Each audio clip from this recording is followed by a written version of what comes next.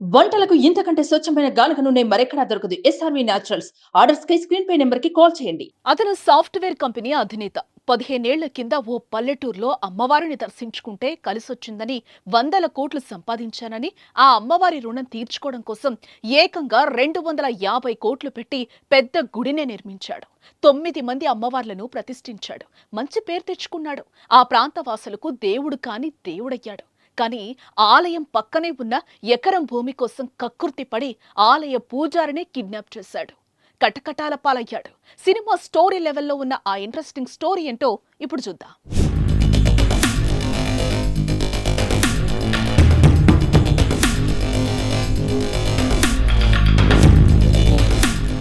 15 ఏళ్ల కిందట నెల్లూరు జిల్లా పెనమలూరు మండలానికి చెందిన తాళ్ల దీపక్ కుమార్ అనే వ్యక్తి ఏ వ్యాపారం చేసినా కలిసి రావడం లేదని మదనపడేవాడు.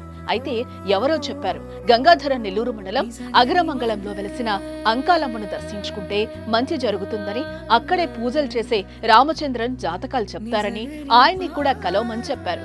వెంటనే అమ్మవారిని దర్శించుకున్న దీపక్ కుమార్ గత 15 ఏళ్లుగా అనేక వ్యాపారాలు చేస్తూ అంచెలంచెలుగా ఎదిగారు. కోట్లకు పడగలెత్తాడు. బెంగళూరులో సాఫ్ట్వేర్ కంపెనీ కూడా పెట్టాడు.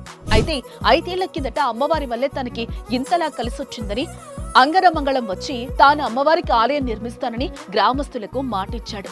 మాట ప్రకారం తన తల్లిదండ్రులైన నాగభూషణం, ధనలక్ష్మి పేరుపై దాదాపు 250 కోట్లు పెట్టి అత్యంత వైభవంగా ఆలయాన్ని నిర్మించాడు. నిర్మించే క్రమంలో చుట్టుపక్కల వారి భూమిని కొనుగోలు చేశాడు. ప్రతి అమావాస్యకొచ్చి పూజలు చేసి వెళ్తుండేవాడు. అయితే ఆలయ ధర్మకర్త విషయంలో పూజారి రామచంద్రన్ కు వ్యాపారి సుధీర్ కుమార్ కు మధ్య వివాదం వచ్చింది. ఆ వివాదం కారణంగా ఇద్దరి మధ్య వైరం పెరిగింది. దీంతో ఆలయం పక్కనే ఉన్న రామచంద్రన్ భూమిపై కన్ను పడింది సుధీర్ కుమార్ కు. పలుమార్లు భూమిని రాసివ్వాలని పూజారిని బెదిరించాడు. కానీ తాను ఇవ్వనని తెగేసి చెప్పాడు రామచంద్రన్ పూజారి. దాంతో సినిమా లెవెల్లో ఓ భారీ ప్లాన్ వేశాడు సుధీర్ కుమార్. తన అనుచరులకు తమిళనాడు పోలీస్ డ్రెస్ వేయించి అంగరమంగళం పంపించాడు. సరిగ్గా నెల కిందట ప్రధాన అనుచరుడు మురుగన్ నేతృత్వంలో అంగరమంగళం వచ్చిన 10 మంది తాము తమిళనాడు పోలీసులమని చెప్పి పూజారిని కారులో ఎక్కించుకెళ్లారు. నెల రోజుల పాటు పలు ప్రాంతాల్లో తిప్పుతూ టార్చర్ పెడుతూ భూమి రాసివ్వాలని హింసించారు. పాయిజన్ ఇంజెక్షన్ వేయించేసి నువ్వు రాసిస్తావా లేదరా, లేదంటే నరికేస్తామని చెప్పినారు. నేను రాసిస్తాననేసి భయపడి చిత్తూరుకు రమ్మని నేను రెడీ చేస్తామని చెప్పినాను. లేదు దీపక్ వస్తాడు, గన్మ్యాన్ వస్తాడు, అతని ద్వారా వచ్చి చెప్తాను. లేదు మా అన్నదమ్మలు ఒప్పుకోలేరు, నేను రాసియలేదంటే అని బెదిరించి కత్తులతో, చిన్న కత్తులతో మమ్మల్ని బెదిరించినారు. సరే అక్కడి నుంచి మేము వస్తాంబా, నేను రాయిస్తానేసి చెప్పేకాలకి మళ్ళీ వచ్చి పోలీసు వాళ్ళు పట్టించారు. కాట్పాడి పోలీస్ స్టేషన్కు ఎస్ఐ రమ్మన్నారు. నీదేదో ఆర్మిట్ చేయాలంట, అతన్ని తొడుక్కుంది. అయితే రామచంద్రన్ మిస్సింగ్ పై కుటుంబీకులు గంగాధర నెల్లూరు పోలీసులకు ఫిర్యాదు చేశారు.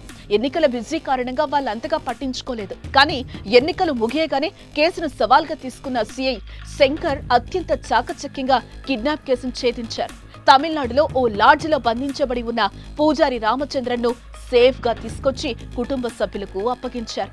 అయితే ఈ కిడ్నాప్ వ్యవహారంలో అంగరమంగళంకు చెందిన 3 వ్యక్తులు కూడా ఉండటం పలు అనుమానాలకు తావిస్తోంది.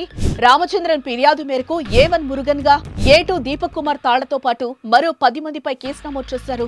అయితే లాడ్జిలో సూదులతో గుచ్చి ఇనుప చువ్వలతో కాల్చి మత్తుమందివ్వడంతో తనకు ఆరోగ్యం క్షీణించిందని బాధితుడు పూజారి అంటున్నారు. సగం దూరకు పోయేసి నిన్న ఏదైనా ప్రాబ్లం ఉంది అనేసి హాస్పిటల్ తొడుక్కొని పోవాలనే ట్రీట్మెంట్ చేయాలని చేసినారు. డాక్టర్ రాలేదు. 11 గంటలు తొడుక్కొని ఒక అడిగి పక్కలో నిలబెట్టేసి షుగర్ బీపీ ఉందని చెక్ చేసి నాకు పాయిజన్ ఇంజెక్షన్ వేయించేసినారు.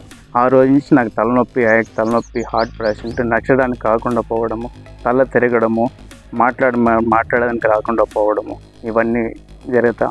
ఏదేమైనా గుడి కట్టి మంచి పేరు తెచ్చుకున్న సుధీర్ కుమార్ పూజారిని కిడ్నాప్ చేసి నిందితుడు కావటం ఇప్పుడు స్థానికంగా తీవ్ర చర్చనీయాంశమైంది.